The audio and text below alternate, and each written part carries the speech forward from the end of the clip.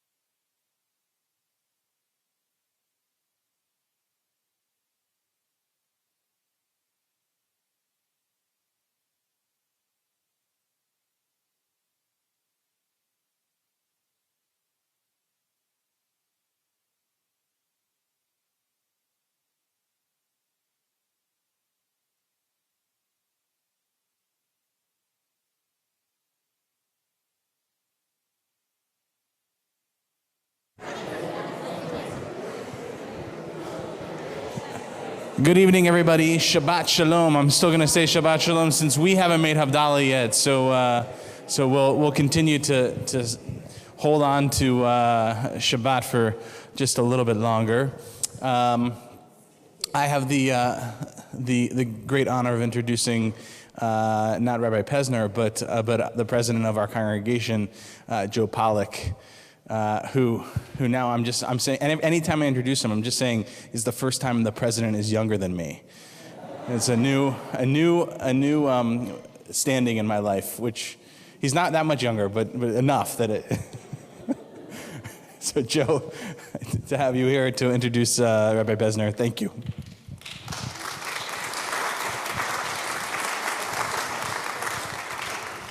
Well, thank you, Rabbi Winston, for that lovely welcome. I always appreciate your wisdom and sagacity. It's really a privilege to be introduced by somebody who is slightly older than me. Shabbat Shalom. You, I think, are in for a treat. Tonight is Rabbi Jonah Pesner's first visit to Ann Arbor and his first visit to Temple Beth Emeth. So we're very pleased to have him here. You might remember about 2 years ago, there were a series of anti-Semitic incidents that were happening all across the United States. Our Jewish Community Center building here received a bomb threat. Our Jewish Community Center, where my children were students in the preschool. Our temple office received not quite the same kind of threatening call, but certainly a disturbing phone call. And I had the occasion to decide then that I should call our national representatives in Washington and let them know that this was an issue that affected their constituents and was important to me. So I did. I made the phone call. And I learned how to do that because when I was in high school, I and some other members of my temple went to Washington on a trip, on a program that was intended to introduce Jewish teenagers to the political movement in Washington from a Jewish viewpoint. It gave us the opportunity to lobby our representatives. And I understand also that that's something I have in common with Rabbi Pesner. I've heard that when he was a teenager, he went to Washington on a trip with other Jewish teenagers to learn how to speak to members of Congress and to get what he wanted. And out of that, he ended up becoming the executive director of the Religious Action Center for Reform Judaism. So it certainly works. Before I give his full introduction, though, I should thank tonight, in particular, Betty and Alan Kotzen, who've been quite instrumental in persuading Rabbi Pesner that this is the right moment for him to come here. Mostly Betty. And I also should note that we should give thanks to the Rabbi's Discretionary Fund, which is partially underwriting tonight's event. Rabbi Jonah Pesner serves as the director of the Religious Action Center for Reform Judaism. He's led the Religious Action Center since 2015, and he also serves as senior vice president of the Union for Reform Judaism, a position that he was appointed to in 2011. Newsweek magazine has named him one of the most influential rabbis in America, and his work focuses on encouraging Jewish communities to reach across lines of race, class, and faith in campaigns for social justice. Let's now please welcome Rabbi Jonah Pesner.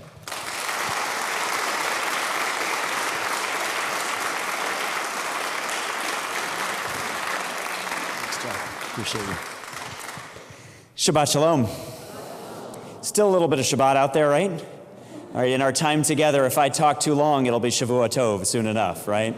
Okay, but the stars will begin to twinkle, and we will do Havdalah, and we will continue to prepare ourselves during these days of Elul for the holiest of days. I am so honored to be here during Elul, during Slichot, to be with you as you prepare and I prepare, the Jewish community prepares, and in fact the whole human family prepares to stand in humility and in repentance for all that is broken and all that we must fix in ourselves and in the world. Let me add my thanks to your wonderful young temple president. I don't know, they're probably to Betty and Alan, who are phenomenal people. You can celebrate and clap for them again. In fact,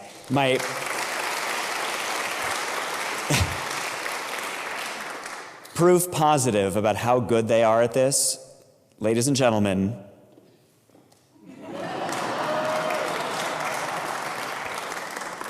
and what can I say? Rabbi Josh Winston is one of the shining lights of Jewish social justice in our movement. He walks the walk and talks the talk from the time that he was a student at our rabbinical seminary, taking the community organizing for social justice class and then implementing it in his field work and reaching out to me at the time to get guidance and advice, which I valued. Then going to Connecticut, where he worked to get his congregation involved in a local community organization in Connecticut. And then here, when he, with alarm and outrage, saw the policies of this administration literally taking migrant children, refugees, the most fragile and vulnerable, some of them infants, and putting them into cages, separating them from their parents, and couldn't possibly rest without raising his voice, but also organizing power to raise the collective voice of other Jewish clergy, of Christian clergy, of Muslim leaders, together to go down to Texas at the invitation of the local community that was outraged, and to begin a process that has maintained itself, where on a regular basis, interfaith clergy are going down to Tornillo, going down to El Paso, going down to McAllen, and raising our voices to keep attention focused, and the media focused, and the citizenry focused on the outrage that our family, who are refugee migrant family, are struggling with. We, the children of migrants ourselves, the children of the Holocaust, those who wandered throughout history, and keenly see ourselves in the plight of these children. So, Rabbi Winston, thank you not only for inviting me to be here, but for your social justice leadership. Let's celebrate Rabbi Winston.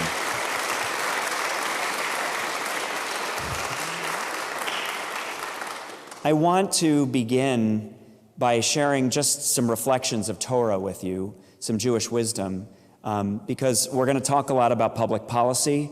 We're going to talk a lot about issues of social justice, and we can never forget that the work we are doing is sacred. It's the response to the call to us of the shofar. It is the response of having stood at Sinai and been challenged by the Holy One, the creator of all things, and the author of the covenant that the Jewish people have had for thousands of years, to be in sacred community not only with God, but with one another. The document that is contained here in the sanctuary, the Torah text, which lays out a blueprint for what a society of justice and compassion looks like. We don't advocate or organize around a particular political party and its platform. We're not a social policy organization. We're a 5,000-year-old religious tradition. And we take the values, the texts, and the teachings of that tradition seriously. And so the work that we do is just a manifestation of those values in the real world, in the public square. So first, the call of the shofar. Throughout the month of Elul, we're told to hear the blasting of the shofar, and of course it will culminate in less than a week's time. Have you written your sermons, Rabbi? All right, working on it. He may slip out early. If he does, you know he's got some writing to do. But in just a short week's time, we'll hear the blast of the shofar, and you'll hear the word tikiyah, right, which is the call to action. Maimonides said it was like a wake-up call to search our deeds and our souls.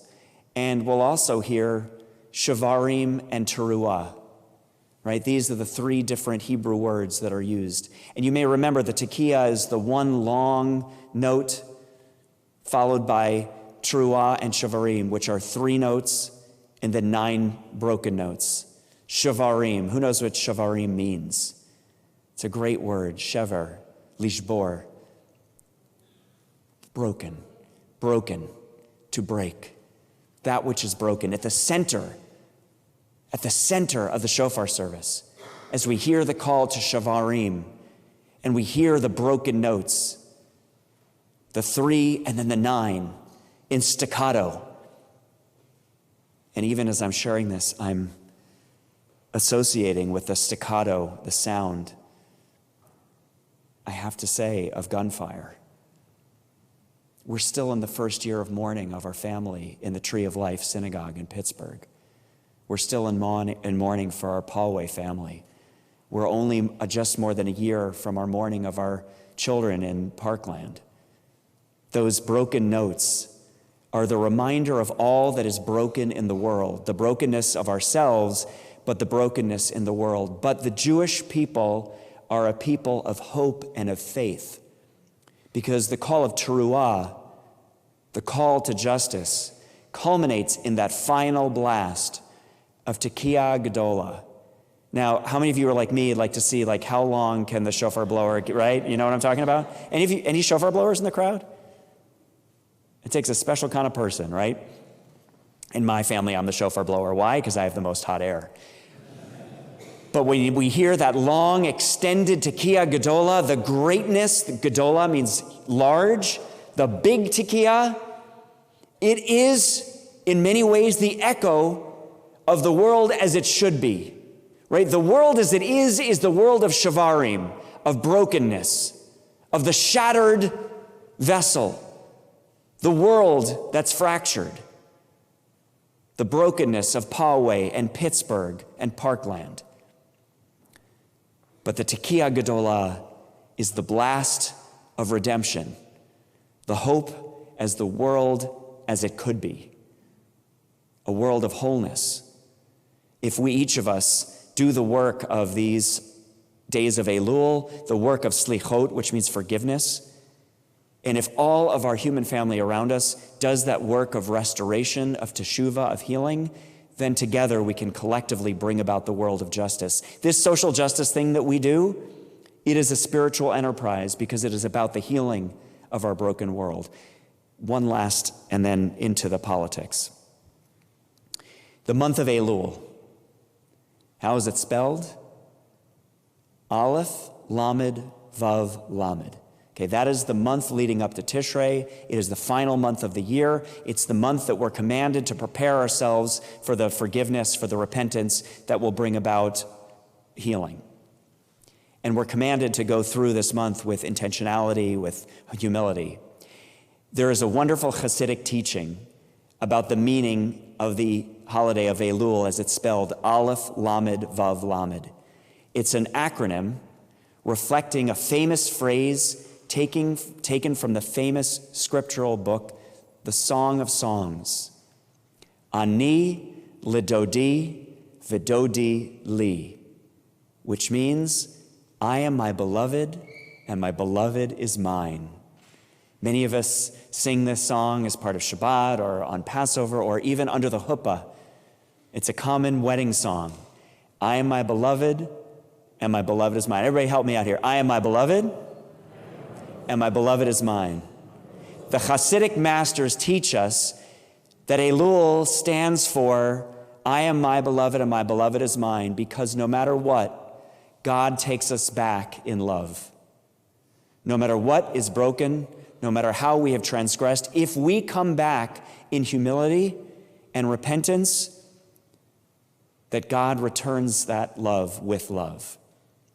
I'm grounded in that teaching from the Hasidic masters on this Elul because it reminds me of what Dr. King said.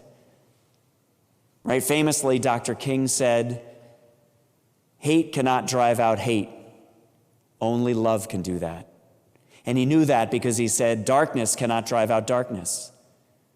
Only light can do that. Am I making sense? This is the work of justice that we have to do together. So a word about who I am and why I'm here, then a word about who we are and why we're here, and a little bit of the work of the Religious Action Center, and then we'll pray for slichot, okay?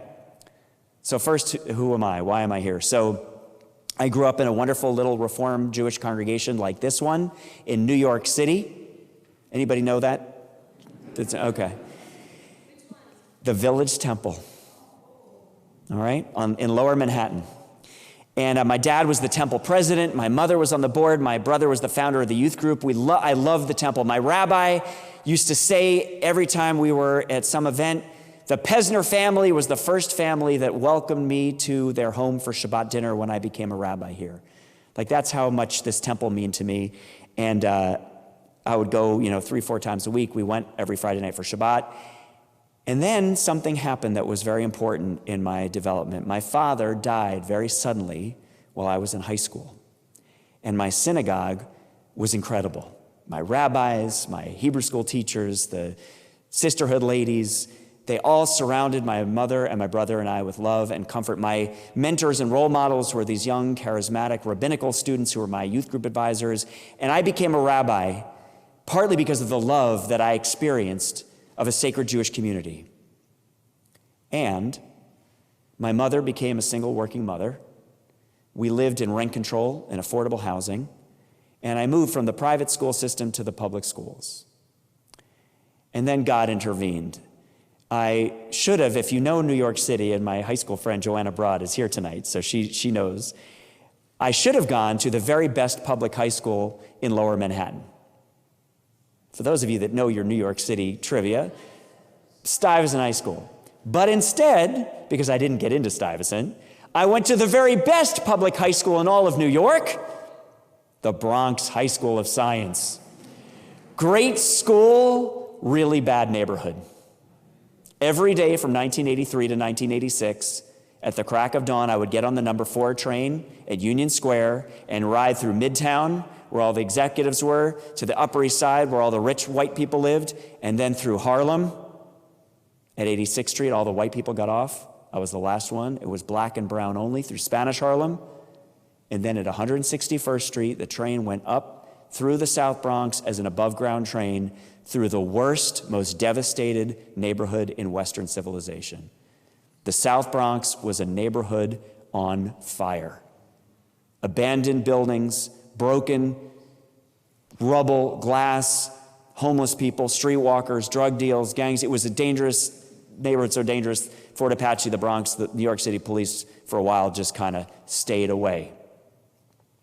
And I share that because I experienced this grinding disconnect between the loving Jewish community, the nurture of my synagogue and its bubble, and the social justice message of my rabbis, and the brokenness and the reality of the South Bronx. In fact, as you heard earlier, I actually did go to Washington that very year to go learn Jewish social justice and Jewish values and then go advocate on Capitol Hill. So I was keenly aware of our movement's commitment to the words of the prophets to do justice and love mercy and walk humbly with God. But what I witnessed in the South Bronx every day led me to be a particular kind of rabbi. I've devoted my entire rabbinate to a career to hold Jewish congregations accountable to that. That if the words of our Torah, to be for the widow, the orphan, and the stranger, to be for the neediest among us, to bring about a tikkun, a wholeness, we can't just say it on Shabbat morning. We have to fight for it on Sunday. We have to work for it on Monday. Am I making sense?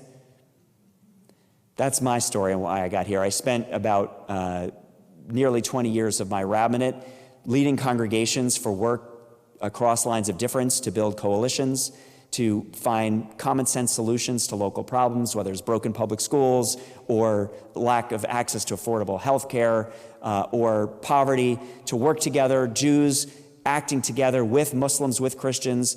The signature achievement of that era was Romney Care in Massachusetts, where together the faith community organized tens of thousands of citizen leaders to pass a bill that ultimately was signed by a Republican governor, passed by a Democratic legislature, was endorsed by the Chamber of Commerce, big unions, the healthcare providers, and the insurers. Can somebody say there is a God? Right? In the moment of polarization that we're in, can anybody imagine Republicans and Democrats, liberals, conservatives, healthcare providers, insurers, labor unions and the Chamber of Commerce agreeing on anything? That's the power that I experienced at the grassroots level of the faith community. And so it was that in 2015, I was elected to be the director of the Religious Action Center of Reform Judaism, following the great tenure of Rabbi David Saperstein. How many of you have heard of Rabbi David Saperstein? How many of you have heard of the Religious Action Center? Terrific. So David was the director for 40 years. Whew. That's a biblical number, right? After distinguished tenure, President Obama appointed David to be ambassador at large for international religious freedom. And he represented our country in countries all over the world, fighting for the rights of religious minority, whether it was Jews in Muslim lands or Muslims in China or the Rohingya or whoever it was.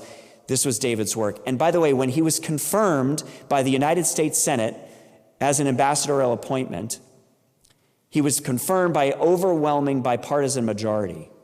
Not only Democratic senators, but senators with names like Rubio and Cruz voted to confirm Rabbi Saperstein because he spent 40 years in Washington trying to bring together Republicans and Democrats around shared values, the values that bring us together that don't divide us. He would, if he were here, by the way, remind us that every great act of civil rights legislation in our history, from the Civil Rights Act and the Voting Rights Act, the Americans with Disabilities Act, all of these pieces of legislation were passed by bipartisan majorities. It seems like it's so far away, and yet I believe with all my core, the faith community can organize to bring together people across lines and make real change. So how many of you know the origin story of our Religious Action Center Reform Judaism? How many of you know the name Kivi Kaplan? Oh, wow, 3 of you. All right, this is a good one. Everybody say Kivi. Kaplan. So Kivi Kaplan looked a lot like you. He was a Reform Jew, only he lived in Boston, Massachusetts, not Ann Arbor, Michigan. And he was typical of the American Jewish experience. His family came to this country with nothing. He worked really hard. He created a leather business. He became very successful and then became a major philanthropist. He was on the board of the Reform Jewish movement. He was on the board of his synagogue. But when he was a young man on his honeymoon with his wife Emily in Florida, they went out to dinner one night and were being driven around in a taxi by an African-American taxi driver. And they kept seeing the same sign over and over again. No Jews, no dogs. So Kivi turned to the black taxi driver, incredulous, having not ever seen this manifestation of Jim Crow before, and said, "Is this common down here?" And the black taxi driver looked at him and said, "They don't even bother with us." Kivi understood, no Jews, no dogs, they don't even bother with us. As Dr. King said, injustice anywhere is a threat to justice everywhere. We are all in this together. Kaplan became very involved in an organization called the NAACP, which was in its history a coalition largely of African-American Christians and white Jews. Kaplan actually, when he stepped down as president of the NAACP in 1977, was the last white Jewish president. In one of his philanthropic acts, he bought a magnificent embassy-style building in DuPont Circle, Washington, D.C., just a brisk walk to the White House and a little further to the United States Congress, and he gave it to us. This 5-story embassy building, which now houses the Religious Action Center of Reform Judaism in the late 1950s, he bought it and donated it to the Reform Jewish movement, but under one condition. You don't know the story? His condition was that we could receive it if we committed to be a hub of civil rights activity in America. And so it was that our first director, Rabbi Dick Hirsch, his first formal act in his office, this big empty building, to fill it up and honor Kaplan's commitment, he called his friend, a young, dynamic pastor, and said, "Martin, good news. You have an office in Washington." And so it was that when King came to Washington, it was in a Reform Jewish institution that he would do his work. That's why it is that the Leadership Conference for Civil Rights, which was the organizing arm of all the civil rights groups, when they would meet, they were housed in Washington. And for decades, they had their permanent offices there until they grew to be too big and the rack grew to be too big. And now, though I'm on the executive committee of the Leadership Conference for Civil Rights and the board of the NAACP, they actually have their own offices in Washington. That's our legacy. So now you can imagine, when I got the job in 2015 and settled into my office, and I look and I see the plaque across the hall from my office in the conference room, it says, "In this historic conference room, the Civil Rights Act of 1964 and the Voting Rights Act of 1965 were drafted." How many of you knew that it was in a Jewish institution that the most important civil rights legislation in American history were written. A little known tidbit of American history and something we have to hold on to. So I sit down in my office, I see the plaque, and I think to myself, what am I going to do? Who knew? But I'm sitting there trying to figure it out, and I get a call, one of the first calls I get from a minister in D.C. named Reverend Doug Tanner, who runs an organization called Faith in Politics. And he says, Rabbi, welcome to Washington. I used to work with Rabbi Saperstein. Welcome to town. I want to invite you. This year is the 50th anniversary of Bloody Sunday. We're going to do a reenactment and march across the Edmund Pettus Bridge. And because of the historic role that the RAC played in the reform movement in the civil rights movement, we want you to lead the Jewish delegation. Great, I said, I'll be there. So I buy a ticket to Birmingham and I fly down there and I'm all excited. It's turned out to be a much bigger deal. There are about 100 members of Congress, the Senate and the House side, who are going to be coming, led by Congressman John Lewis. A lot of the icons of the civil rights movement, a lot of the foot soldiers were going to be there. There were about 1,000 people in the ballroom of the Birmingham Renaissance Hotel for the Friday night kickoff to the Saturday morning march. It turned out that President Obama decided that he was going to actually march, so this was a really big deal. I didn't know anybody. I'm new in the job, new to Washington. I decided I'm just going to sit in the back and kind of take this in and appreciate the kind of array of civil rights leaders and icons and the elected officials. And it's Friday night and everybody's coming into the banquet hall. There's 1,000 people in the room. I'm sitting in the back and I hear from the front, the microphone, is Rabbi Pesner in the room? And I'm like, come on. It's Reverend Tanner. Rabbi, does anybody see Rabbi Pesner? Everybody's like, who's Rabbi Pesner? So I hustle down to the front. I figure I'm in trouble. I did something wrong. I said, yes, Reverend Tanner. He goes, oh, Rabbi, we realize it's Shabbat. You should say a blessing. I said, Reverend Tanner, with all due respect, I'm new in the job. I don't know anybody. Nobody knows who I am. He goes, no, really, Rabbi, you should say a blessing. So my heart is racing after it started again. And the sweat is forming, and he hands me the microphone, and I get up to the podium, and I'm looking out at this crowd, and I'm thinking, what on earth am I going to say? And in a moment of utter humility or divine providence, I remembered that actually it wasn't about me at all. It wasn't about me. It was about Rabbi Dick Hirsch, who marched with King in Selma. It was about Rabbi Heschel, and it was about Al Vorspan. It was about Goodman, Cheney, and Schwerner. I looked out and I saw David Goodman, Andrew Goodman's brother. You remember Goodman, Cheney, and Schwerner, 2 white Jewish boys and an African-American Christian boy who went down from Mississippi summer together and gave their lives to register voters. And so I went up, I took the microphone, and I said, I'm Jonah Pesner, I'm here with the Religious Action Center. I told the history, the Voting Rights Act, the Civil Rights Act. And I said, so I'm not here alone as a Jew. I'm here representing all of my Jewish family who marched across the Edmund Pettus Bridge. And I want to invite all of the Jewish people who are in this room tonight to stand and be with me. So together we can lead this blessing. And they came up, all these members of Congress, Jan Schakowsky and Elliot Engel from New York, and Levin came up, and all of the Jewish families, incredible. And because the world is different, it's not so binary, white Jew and black Christian. We had Jews of color who came up, and even the senator from Vermont remembered that he was a Jew. It was incredible.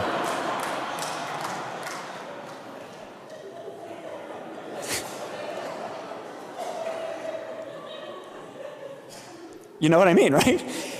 Anyway, and so we came up, I had them all take hands, and I said, you see, because we Jews did not start marching 50 years ago in Selma. We started marching 5,000 years ago when we came out of Egypt. And we will march for 5,000 more years if that's what's going to take to bring about justice. And we said a Shechianu, and there wasn't a dry us in the house, and everyone went back to their seats, and I exhaled. And as I came off the dais, I kind of, I was like, feeling all good about myself. I came off the dais, and this woman took my hand. She stopped me, and do you mind? No. She said, Rabbi. Say, Rabbi. Rabbi. And I said, yes, Speaker Pelosi.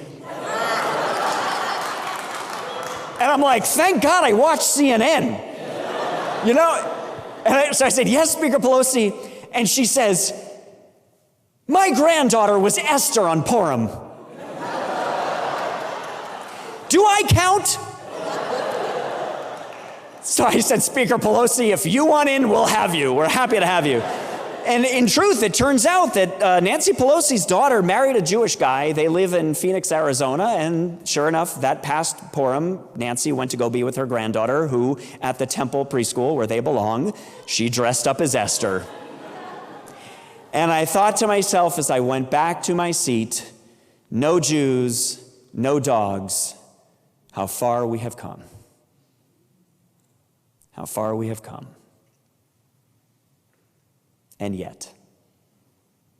Okay, now the speech gets hard. Are you okay? Can I get a little bit? We've been having fun, right? But it's Slichot, it's the days of awe, which, some translate as like the days of terror. So I'm going to be a little awful, just for a minute. So here I am representing the Reformed Jewish movement and the role we played in the civil rights era to throw off Jim Crow. And 1 in 3 black men go to jail in America. As a white man, I have a 1 in 17 chance. Hispanic men, 1 in 5. Black men, 1 in 3.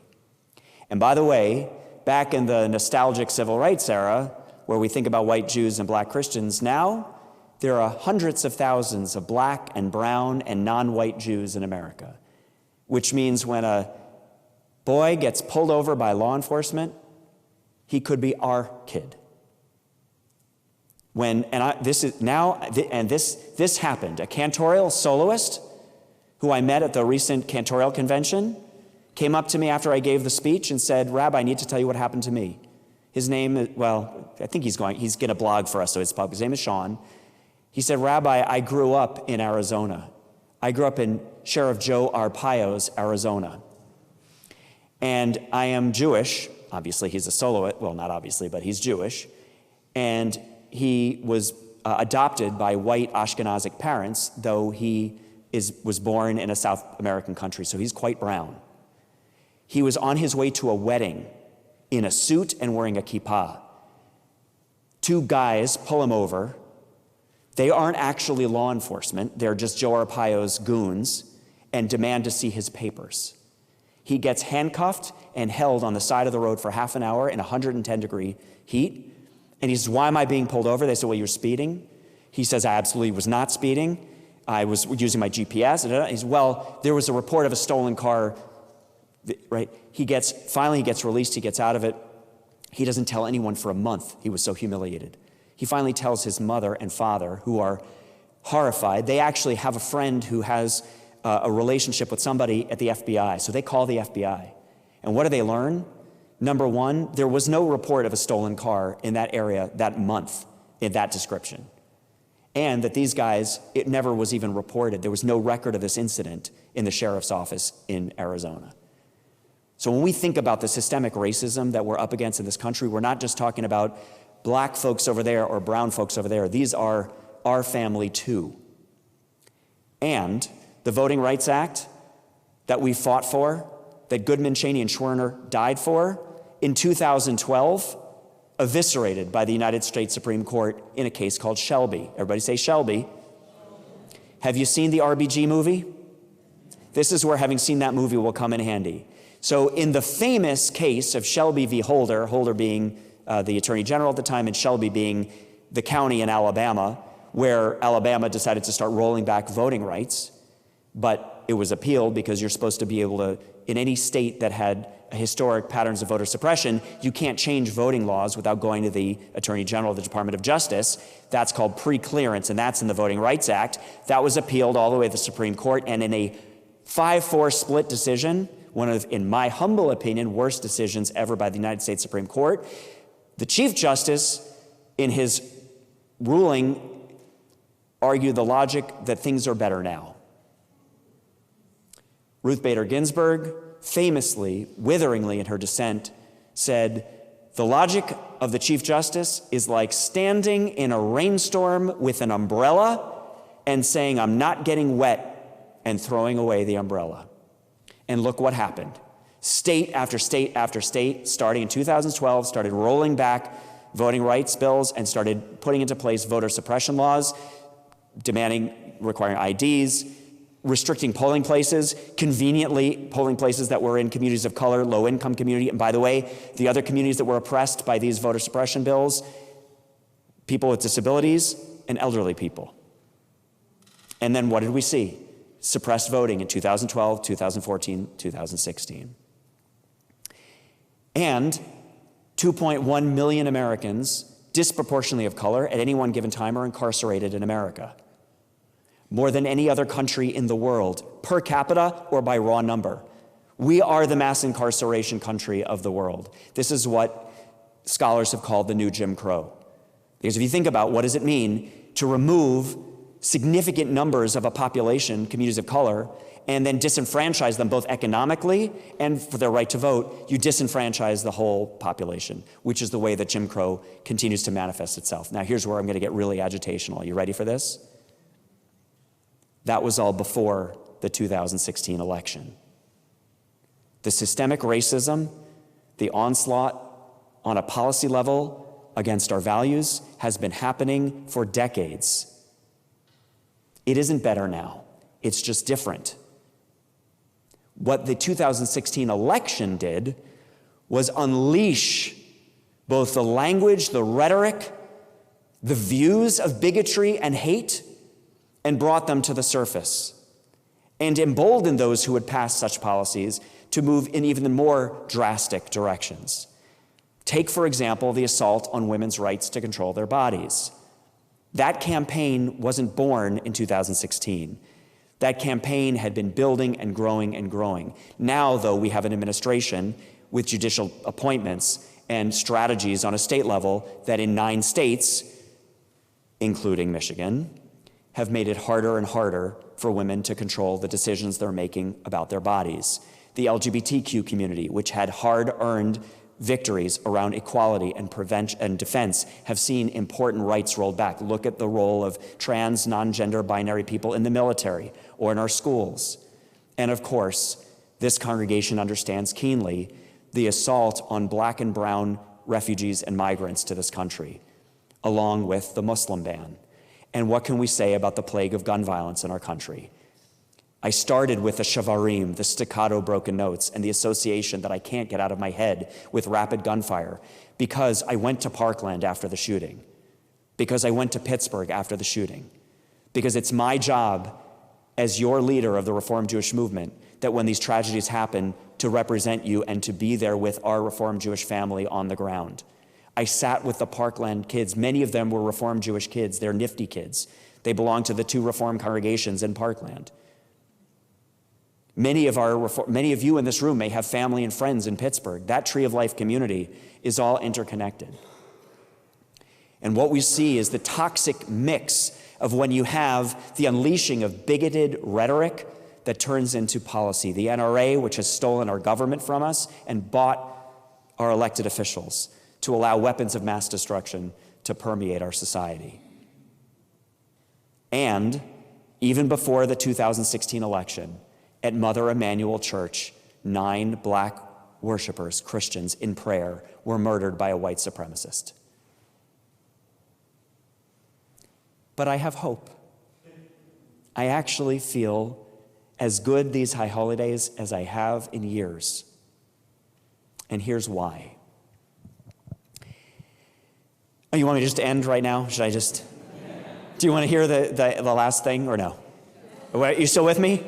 All right.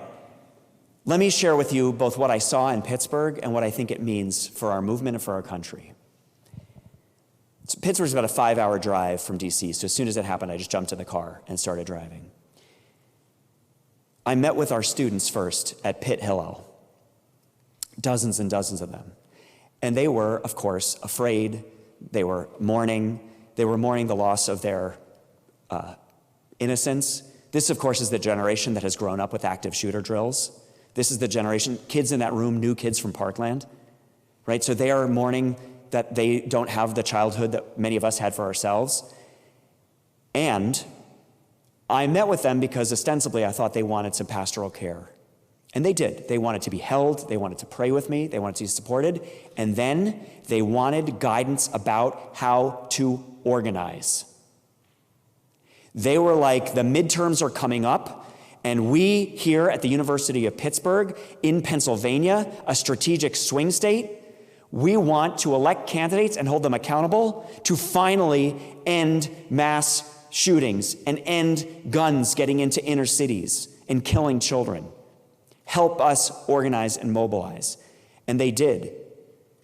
It was incredible to me, because sometimes you forget how important this work gets at a very granular level.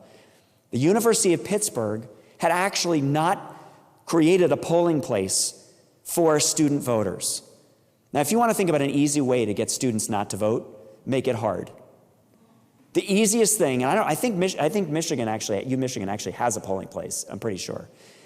The easiest thing that the University of Pittsburgh could have done was to make a polling place, because the students were organizing text-to-text campaigns to get there, but they wanted my guidance about how to put pressure on the chancellor to get a commitment to create a polling place. You can't make this stuff up. That night I go to the vigil. The huge vigil was televised nationally, and I'm seated in a VIP seat because I get this job. And who is seated on that is the chancellor of the University of Pittsburgh.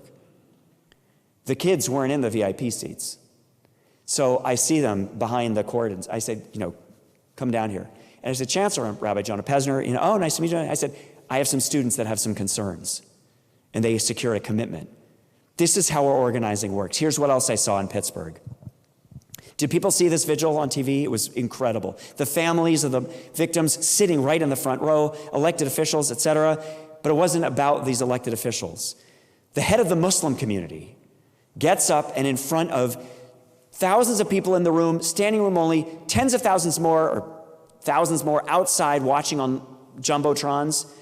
The head of the Muslim community gets up and says, we in the Muslim community have committed to raise all the money for all the funerals and all of the other costs that the families will have to bear. And they did, hundreds of thousands of dollars. And then he said, and we are prepared to arrange vigils to stand guard outside your synagogues to keep you safe.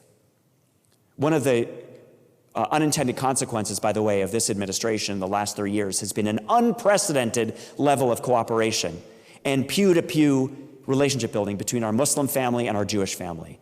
And I say that with utter humility here in the church of our Lord. Well, right now it's the temple, but that has lived shared space. But the redemption is happening on the ground-to-ground partnership and collaboration between Muslims and Jews who've begun to understand the way white supremacy shows up as a form of Islamophobia and anti-Semitism. And then the most prominent African-American pastor in Pittsburgh stands up and says, let us remember 3 things. Number 1, this was an act of anti-Semitic hate against Jews. Our Jewish family needs us. Everyone in this room, everyone in Pittsburgh, everyone in this country needs to stand up for and show solidarity with our Jewish family. Full stop.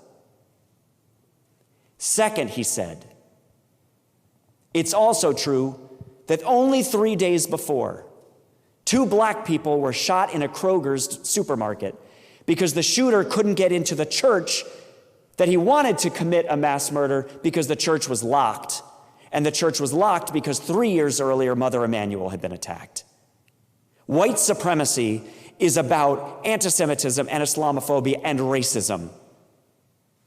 And finally, he said, let's also remember the Tree of Life Synagogue was targeted because it was a highest congregation, the Hebrew Immigrant Aid Society, a sanctuary congregation that, like many of us in Pittsburgh, a sanctuary city, was committing to be there for the refugee and the migrant. And we will continue to stand up against anti-Semitism, stand up against Islamophobia, stand up against racism, and to stand with the migrant, the stranger, the widow, and the orphan. And the place erupted in applause. This was still a day after the funerals hadn't even happened yet, and people started chanting, vote, vote, vote. And they did. The Pittsburgh community, the Pennsylvania community, the Michigan community, you had a big ballot initiative here in Michigan, I hear. Organized and mobilized to hold those who would hold elected office accountable to the policies and the positions that reflect the 5,000 years of Jewish values that Goodman, Cheney, and Schwerner died for. Am I making sense? One last story of hope, and then I will stop talking. Well, how about two? People okay? You with me? Still people with me? Rabbi, am I good? Okay. So first a story of hope, and then a final coda.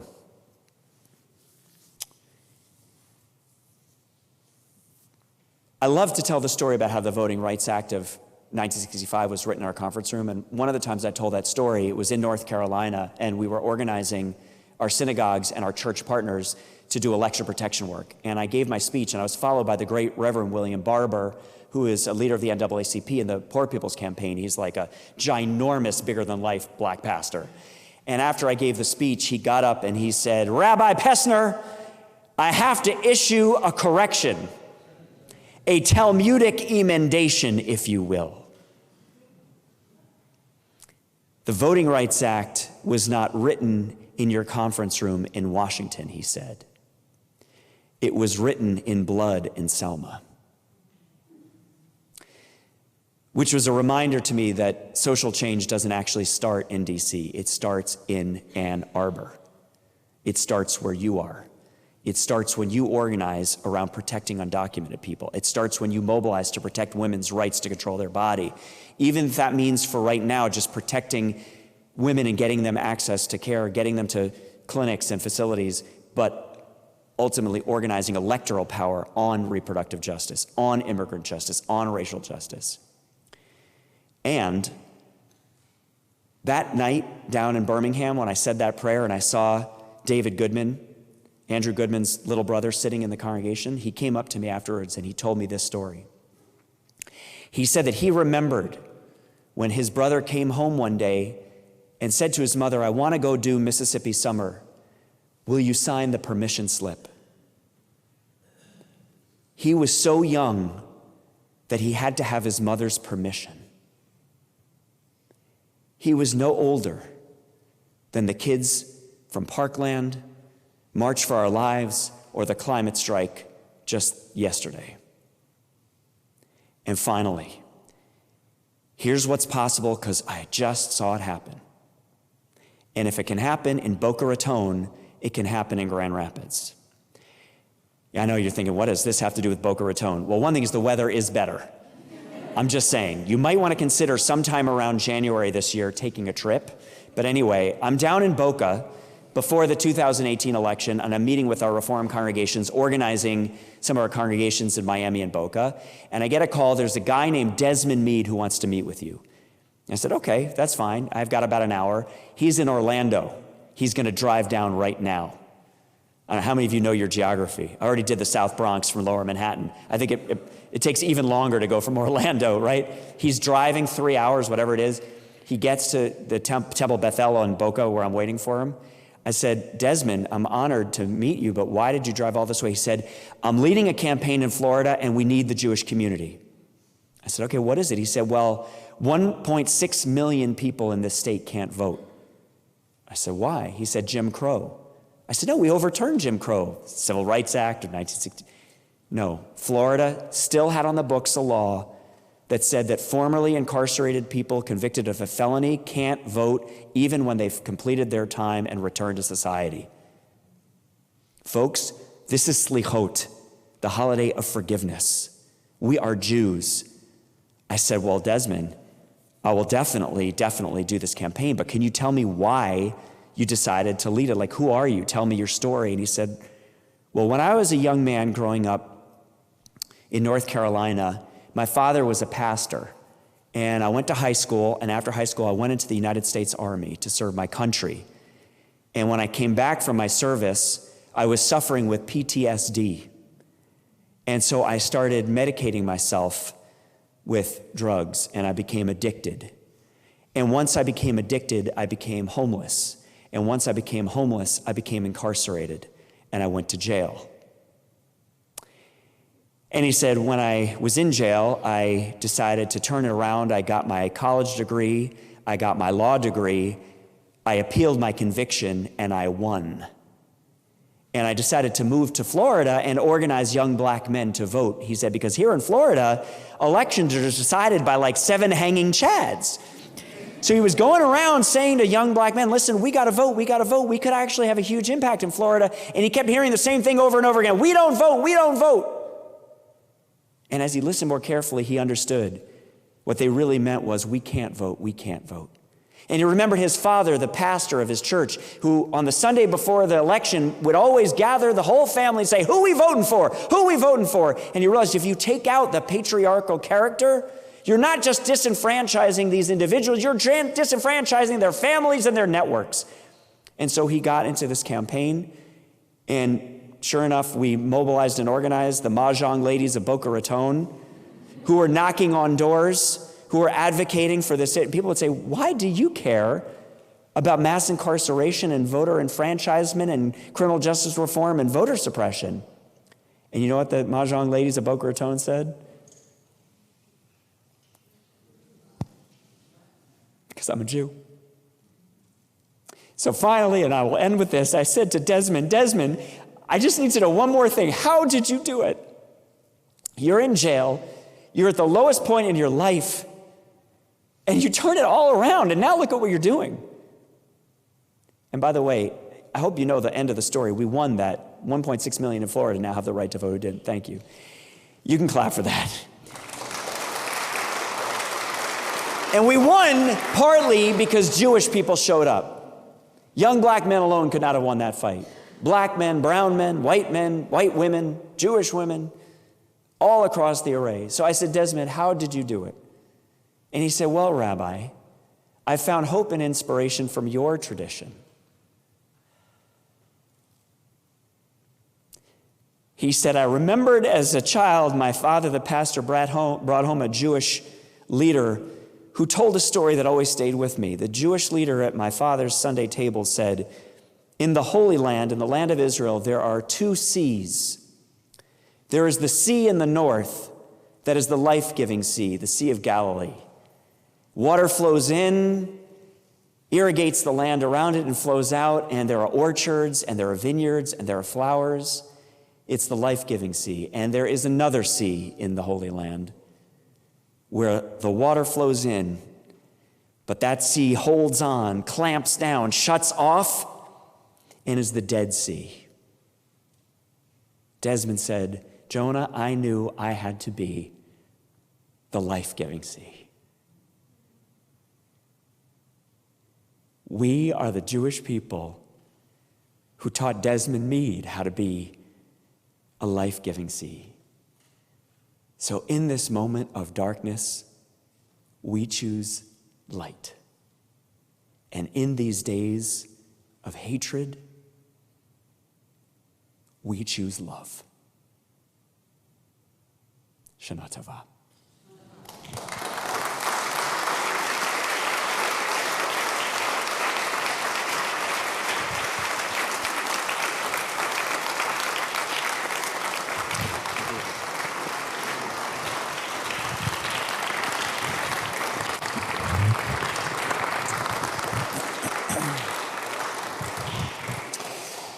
Thank you, Rabbi Pesner, for your amazing words and funny stories and an important message for us. I want to say 2 things, 3 things, and then we're going to move on to the service. One, April 30th through May 3rd, our congregation is heading down to Alabama and Atlanta to take a civil rights trip.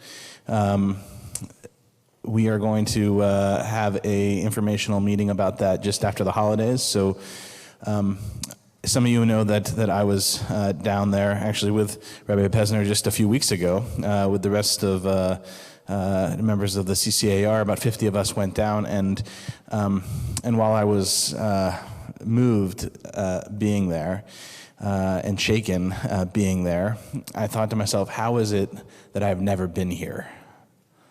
How is that possible, that I have not seen these things, that I have not heard these stories, that I have not experienced the Deep South like that? And how is it possible that that is not a required trip of every American? So join us, there's only room for 50 people on the bus. So sign up early. That's the first thing. Second thing is that I think it's now at least 2 cycles that along with members of the congregation that I've been able to go to the Consultation on Conscience in Washington, D.C., a conference put on by the Religious Action Center with Rabbi Pesner and amazing speakers, and hearing from congregations about the work that they're doing. It's not exactly the same, but the URJ Biennial is also coming up this coming December in Chicago. It's easy for us to get there. So I hope that you'll consider joining us. Well, I can't be there, but many of the members of our congregation, Joe's going. Many members of our congregation will be in Chicago for the biennial. So keep your ears open to that. Rabbi Pesner, along with Rabbi Seth Limmer, edited and wrote a book, Moral Resistance and Spiritual Authority. It just came out about 6 months ago or so? Yeah, something like that. If you're interested, you're bringing it. Okay, Abby's got it in her hands. All right. Okay, there we go. Put out by the CCAR Press. We can order copies as a congregation if people are interested in reading it together. That's a possibility of what we could do with that book for sure. And finally, I want to say one thing about your talk, Rabbi Pesner, because I for the most part grew up in the Reform movement. My family joined a Reform synagogue when I was 8, and I've heard that story about the Voting Rights Act being written in the Religious Action Center building, and it gave me a lot of strength, I think, as a teenager and into my 20s and into my 30s. And I am so grateful for what Reverend Barber said to you, because I'll be honest with you, the story, it started not to feel like much anymore.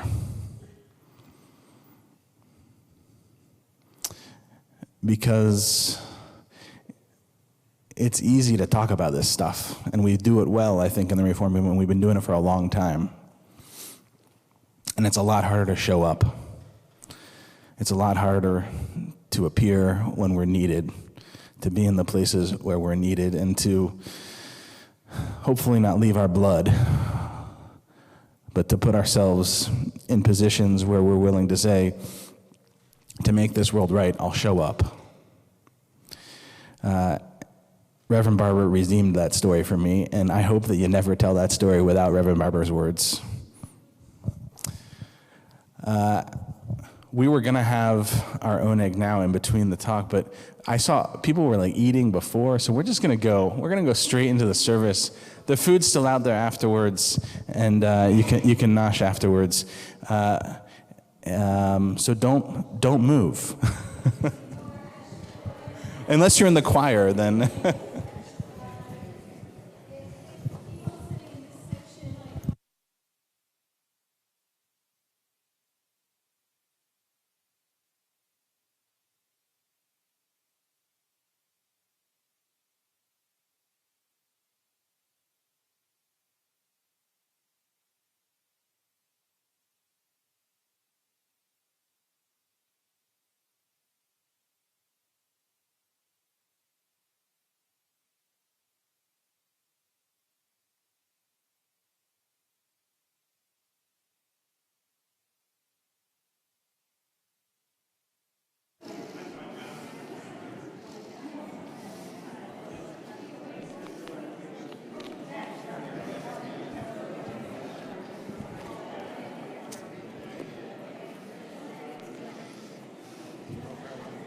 That'd be great. Thank you.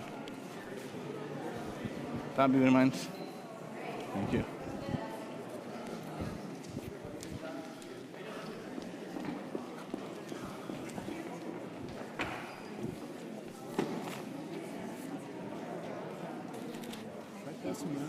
That'd be great. Thank you.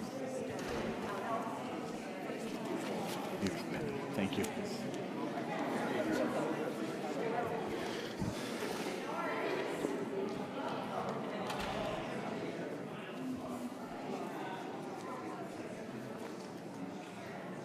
That's mine.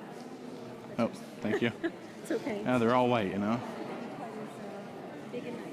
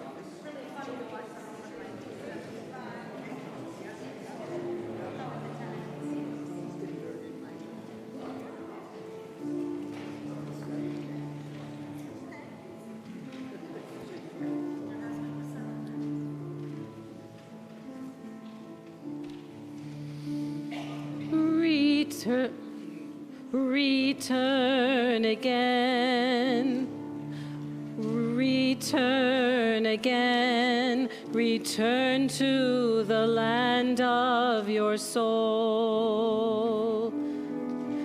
Return again, return again, return to the land of your soul. Return to who you are, return to what you are, return to where you are, born and reborn again. Return again, return again, return to the land of your soul.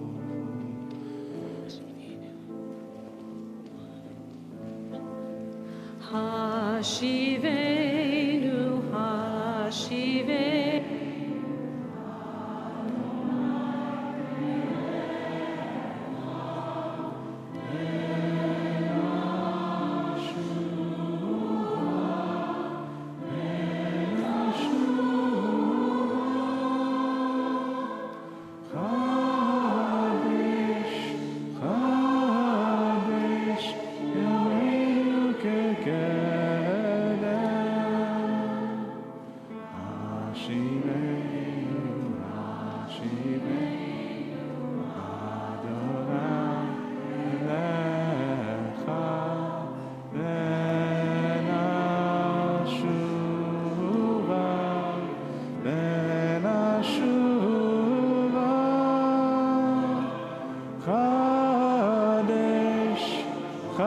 Kadesh,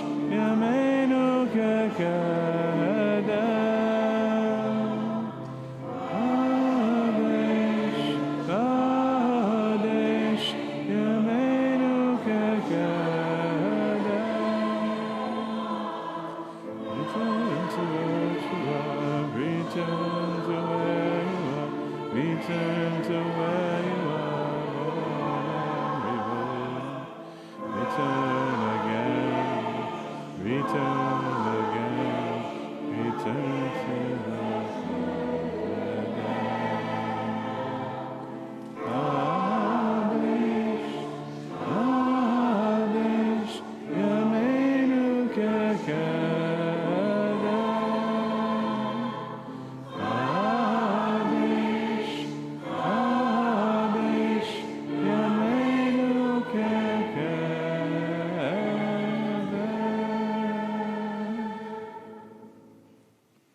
We continue responsively Elul, an island in the year.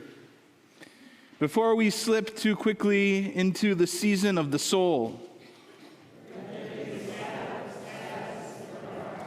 before the music of creation's majesty, Let there be a silent praise of existence. before the feast of sanctified words, Let there be a poetry of solitude.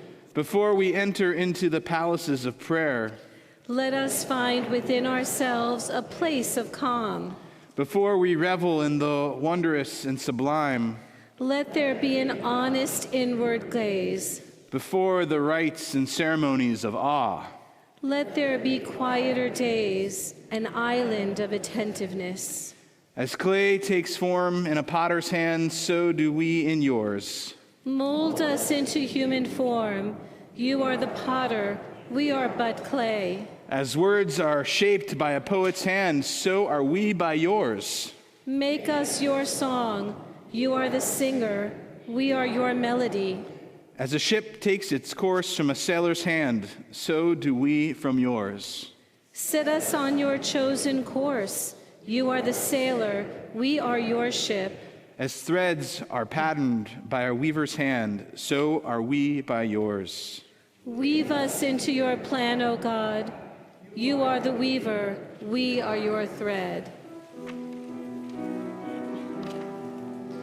Ki anu amecha ve'ata makenu, anu vanecha ve'ata avinu, anu nachalatecha ve'ata goralenu, anu tzonecha ve'ata ro'enu, anu karmecha ve'ata notrenu, anu raitecha ve'ata dodenu. We are your people. You are our We are your children. You are our parents. We are your possession. You are our portion. We are your flock. You are our shepherd. We are your vineyard. You are our keeper. We are your beloved. You are our friend. To break the bonds of anger, to be generous of heart, To break the bonds of shame, to live with self-respect. to break the bonds of envy, to serve one another in joy, To break the bonds of boredom, to be attentive to all God's gifts. to break the bonds of fear, to live with courage and strength, To break the bonds of infidelity, to love with fullness of being. to break the bonds of loneliness, to receive a hand of hope, To break the bonds of self-centeredness, to extend a hand of help. to break the bonds of depression, to see with awe and wonder, To break the bonds of apathy, to rejoice in all God's works. Released from the darkness, our people found their freedom at the sea. And we pray for liberation at the dawning of this year. We take a few moments of silent meditation.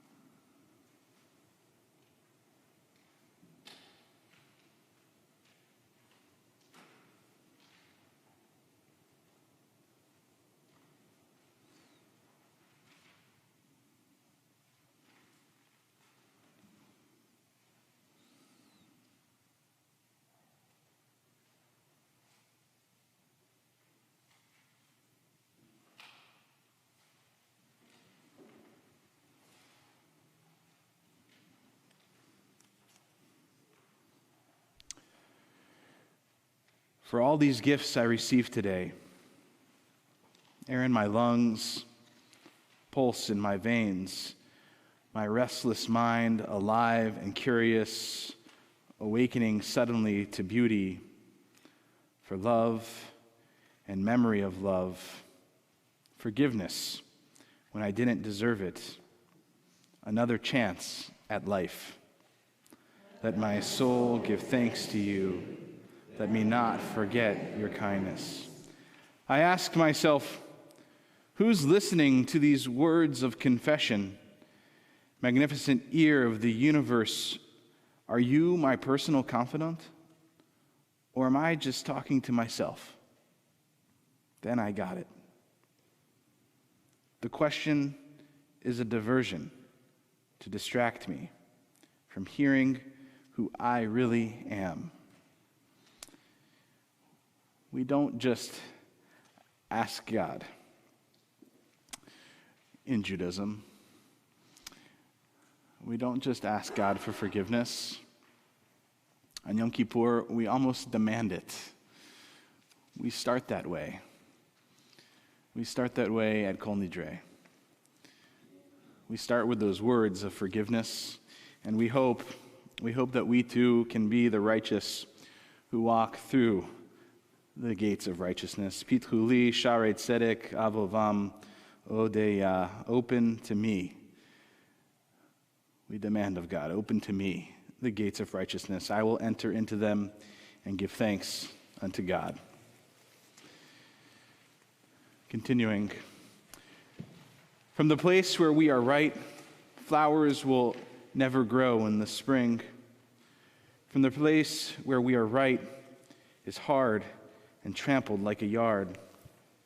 But doubts and loves dig up the world like a mole, a plow, and a whisper will be heard in the place where the ruined house once stood. This is a time to examine our ways and to ask difficult questions. Were we a joyful presence to our friends and families, or did we take them for granted, and so were taken for granted by them? Did we perform the kindly deed, or did we postpone it until the need had dried up and withered away? Help us, Adonai, to let ourselves be the truth in all of, see the truth in all of these, to tell ourselves the truth in all of these things. Our God and God of our mothers and fathers, grant that our prayers may reach you. Do not be deaf to our pleas, for we are not so arrogant and stiff-necked as to say before you, Adonai our God and God of all ages, we are perfect and have not sinned. Rather do we confess, we have gone astray, we have sinned, we have transgressed. Please rise. Ay, ay, ay, ay, ay, ay, ay, ay, ay, ay, ay, ay, ay, Ashamnu, Ashamnu, Bagadnu, Bagadnu, Gazalnu, Gazalnu, Dibarnu Dolfi, Dibarnu Dofi, ay, ay, ay, ay, ay, ay, ay, ay, ay, ay, ay, Hevinu, Hevinu, Vehirshanu, Vehirshanu, Zadnu, Zadnu, Hamasnu, Hamasnu, Talfanu Shaker, Tafalnu Shaker, ay, ay, ay, ay, ay, ay, ay, ay, ay, ay, ay, Ya'atnu, Ya'atznu, Kazavnu, Kazavnu, Latnu, Latnu, Maradnu, Niatnu, Sararnu, Avinu, Pashanu, Sararnu, Kishinu Oref. Kishinu Oref, ay, ay, ay, ay, ay, ay, ay, ay, ay, ay, ay, Rashanu, Rashanu, Shichatnu, Shichatnu, Tiavnu, Tiavnu, Tainu, Tainu, Titanu, Titanu, ay, ay, ay, ay, ay, ay, ay, ay, ay, ay. We have all committed offenses. Together we confess these human sins. We are arrogant, brutal, careless, destructive, egocentric, false, greedy, heartless, insolent, and jealous. We are keen to find fault in others, lustful, malicious, and narrow-minded. We are obstinate, possessive, quarrelsome, rancorous, and selfish. We are violent, weak in will, and xenophobic. We yielded to temptation and showed zeal for bad causes. We have sinned against you and against humanity in many different ways, O God. We have sinned by ignoring those who suffer in distant lands. We have sinned by forgetting the poor who live in our own towns. We sinned by forgetting that all people are made in the image of God. We sinned by withholding ourselves from those who depend on us. We have sinned by picking what is popular over what is right. We have sinned by spreading despair and giving strength to cynics. We have sinned by placing our narrow interests ahead of the communal good. We have sinned by jumping to conclusions that others give to us. We have sinned by giving meager support to our houses of study and worship. We have sinned through neglecting our heritage of learning. We have sinned against ourselves by cultivating our body and our mind, but neglecting the spirit. We have sinned against ourselves, not by rising to fulfill the best that is within us.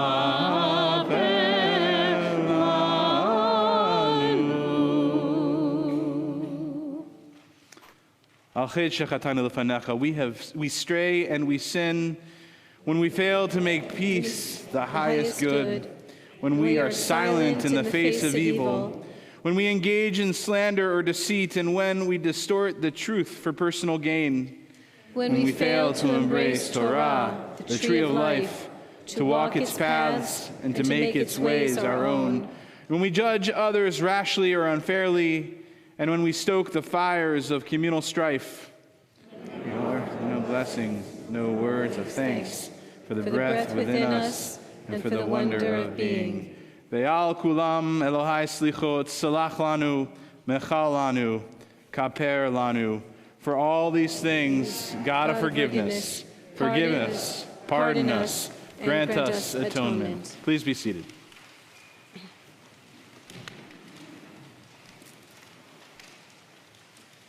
Shema Kolenu, Adonai Eloheinu. Shema Kolenu, Adonai Eloheinu.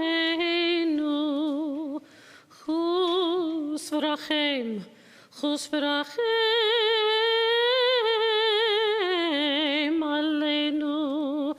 V'kabel berachamim v'ratzon et tefilateinu. Shema kolenu, Adonai Eloheinu. Shema kolenu, Adonai Eloheinu. Hashivenu, Hashivenu, Adonai Elecha, Elecha v'nashuva, Chadesh yameinu, Kikedem.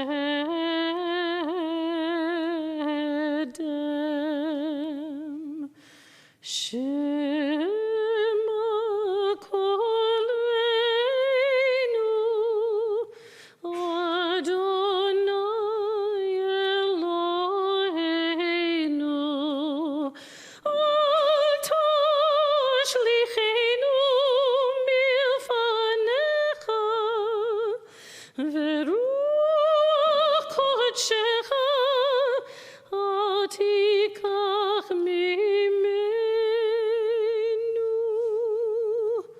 Shema kolenu, Adonai Eloheinu. Shema kolenu,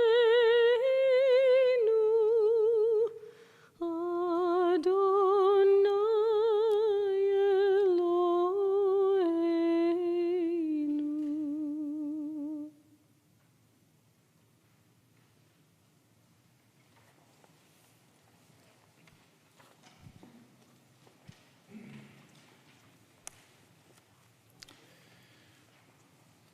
We lie down in darkness.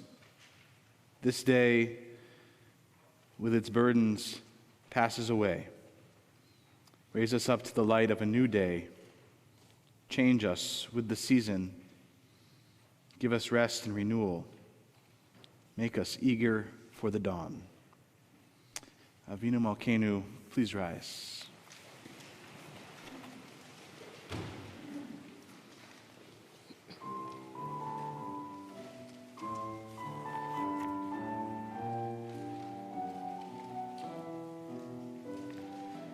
Avinu Malkeinu, Shema kolenu.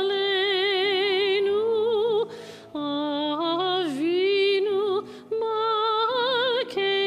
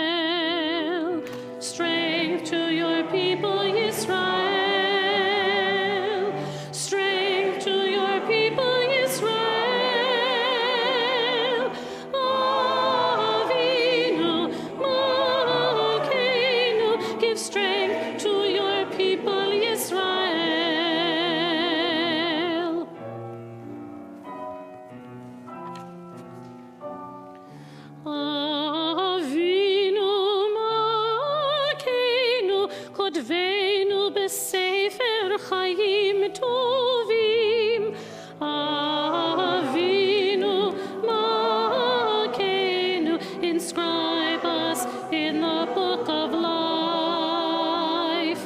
In the book of life. In the book of life. Avinu Malkeinu, inscribe us in the book of life.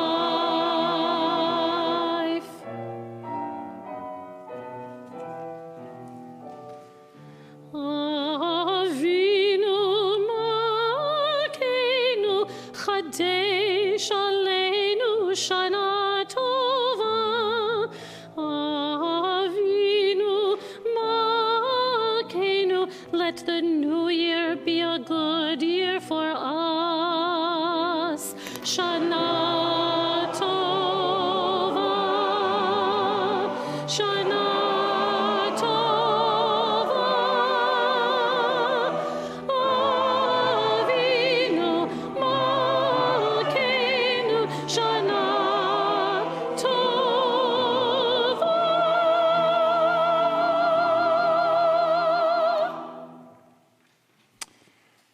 Thank you, Kohalev, for adding your voices and helping us to begin this season of the Amin Noarim, of these days of awe. Thank you, Cantor Hayut. Pleasure. I'm going to suggest, if you're able, to remain standing, and actually, if we could all come closer to the bima for Havdalah.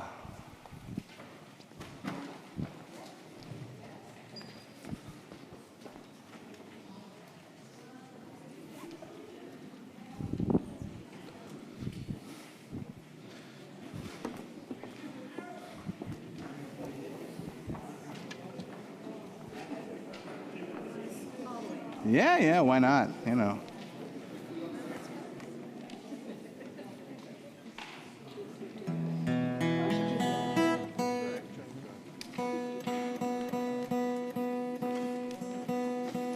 Can we ask Betty and Jonah to come and help us with Yeah, that'd be a good idea.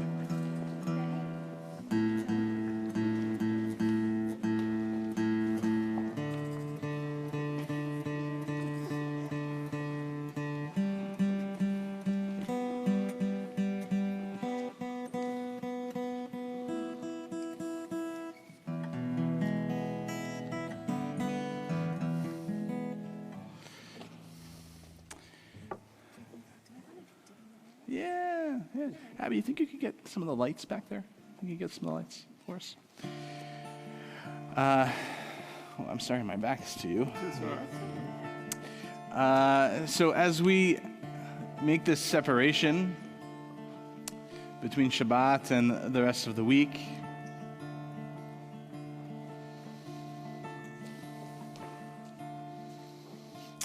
and especially after hearing Rabbi Pesner's words earlier, it's been a rough year.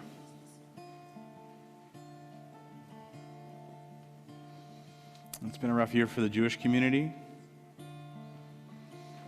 It's been a rough year for people of color. It's been a rough year for people trying to find some freedom.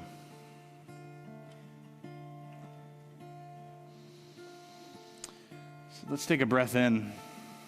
One of our last few breaths of 5779. And let it out.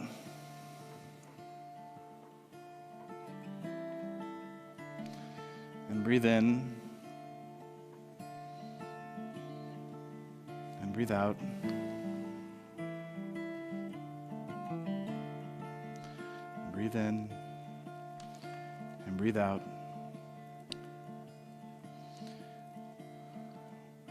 We just keep breathing.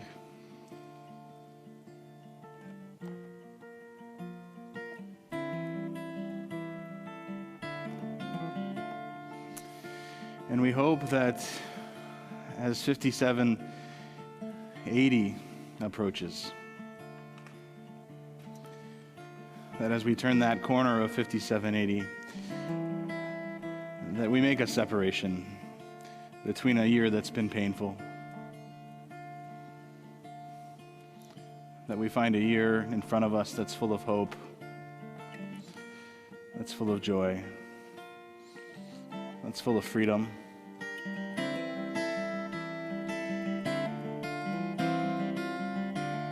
For us, and for all of those who need it.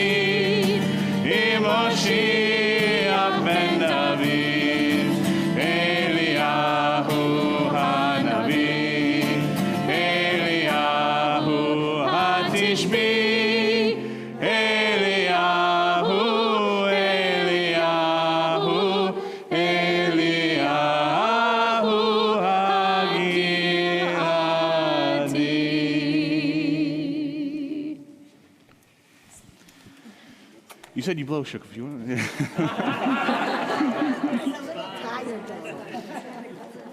Do you want all of them or just Gedola? Let's do all of them. We'll see. Tkiya.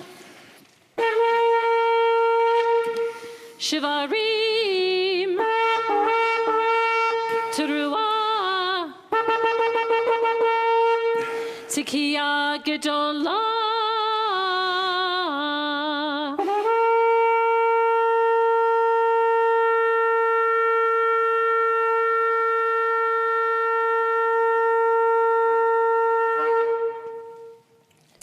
Yashikoah. Shavua Tov. Tov. And Shana Tova.